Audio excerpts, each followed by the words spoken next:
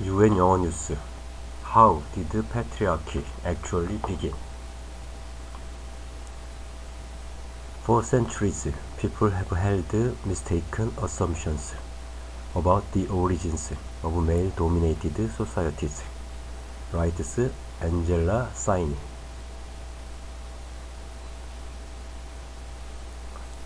In 1930, when London Zoo announced its barbon enclosure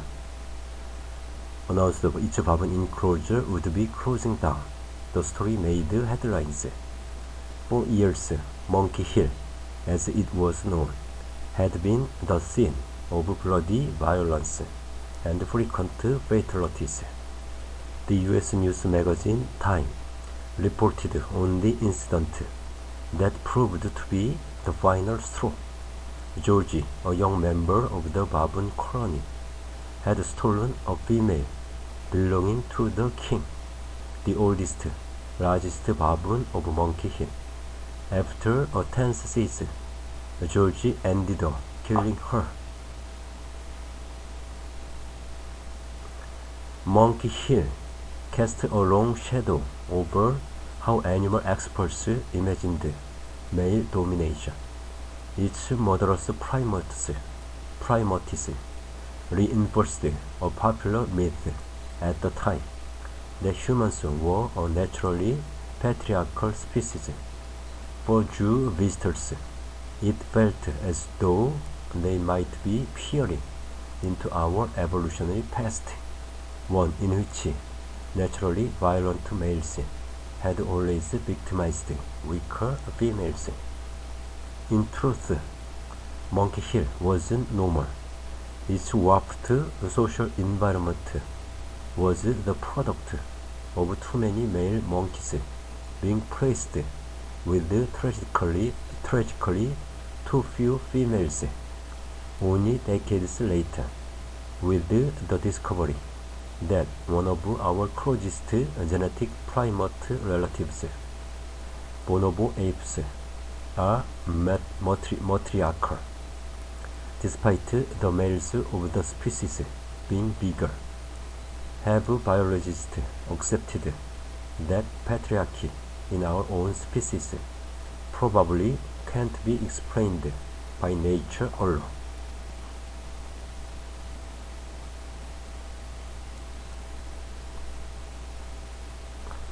What was happening at Monkey Hill in London Zoo was not typical.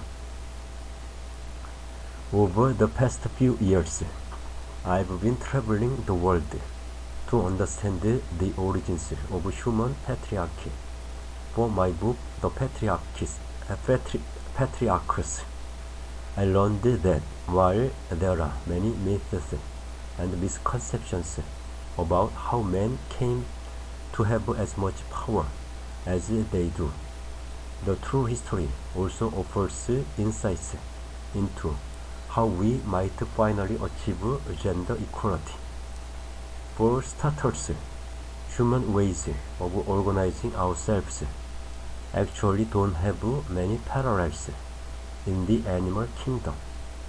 The word patriarchy, meaning rule of the father, reflects how male power has long been believed to start in the family, with men as heads of their households, passing power from fathers to sons.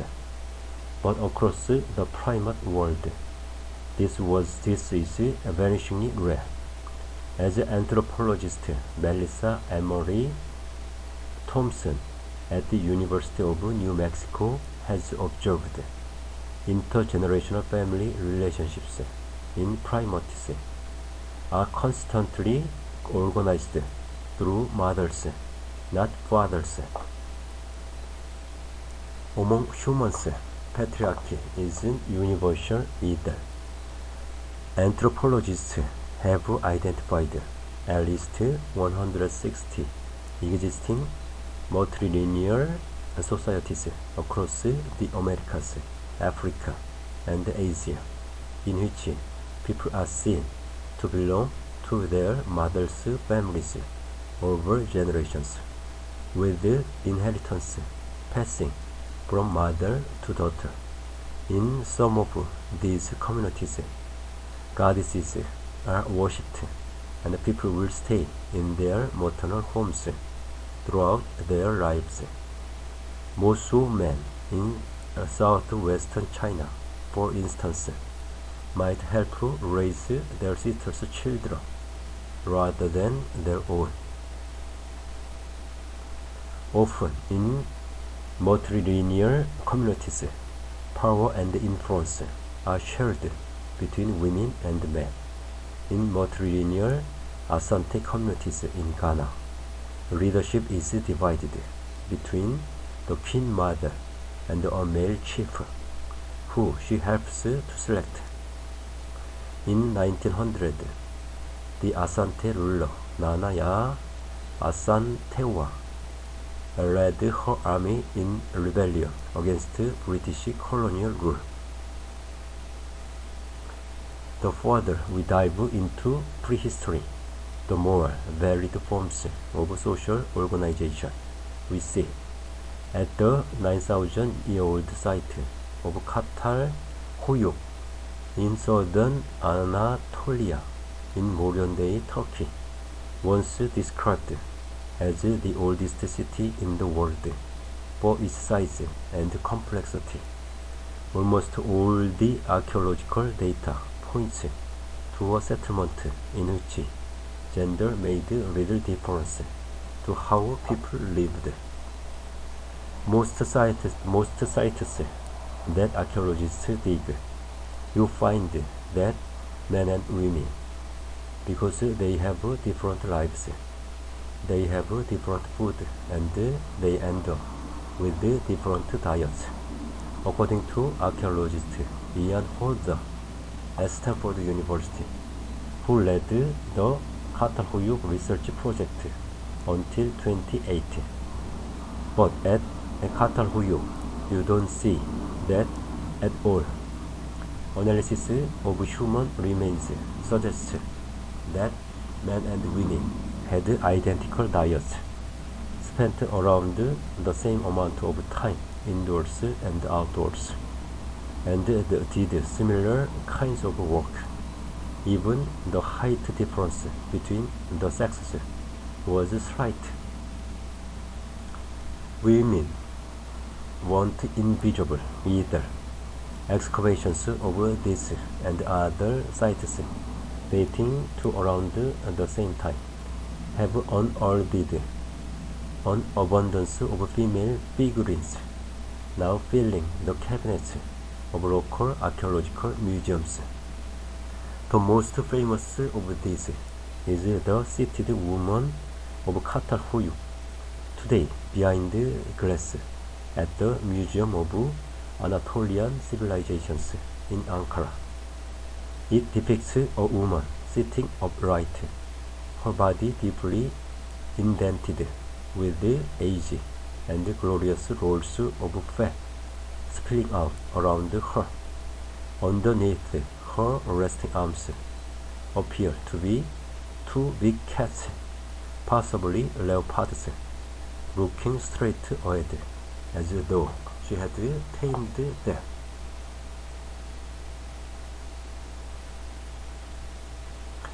The seated woman of Katalhuyuk, an early female ruler.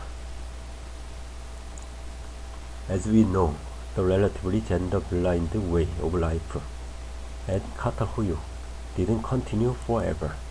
Over thousands of years, social hierarchies gradually crept into this broader region, which spans modern-day Europe, Asia, and the Middle East.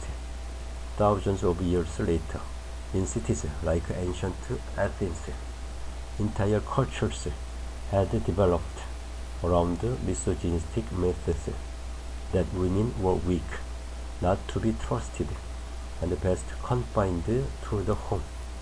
The big question is why. Anthropologists and philosophers have asked whether agriculture could have been the tipping point in the power balance between men and women.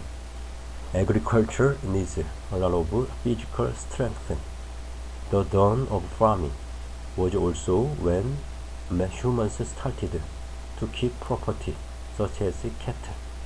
As this theory goes, social elites emerged as some people built up more property than others, driving men to want to make sure their wealth would pass on to their legitimate children.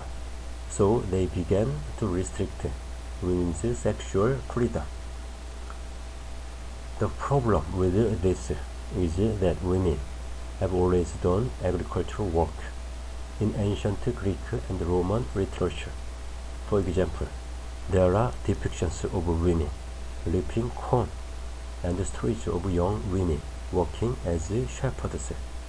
United Nations data shows that even today, women comprise almost half the world's agricultural workforce and are nearly half of the world's small-scale livestock managers in low-income countries. Working-class women and enslaved women across the world have always done heavy manual labor. More importantly, for the story of patriarchy, there was plant and animal domestication for a long time before the historical record shows obvious evidence of oppression based on gender. The old idea that as soon as you get farming, you get property, and therefore you get control over women as property, explains further, is wrong, clearly wrong. The timelines don't match up. A Mesopotamian cuneiform tablet from Uru featuring an impression of a male figure hunting dogs and bulls. The first clear signs of women being treated categorically differently from men appear much later.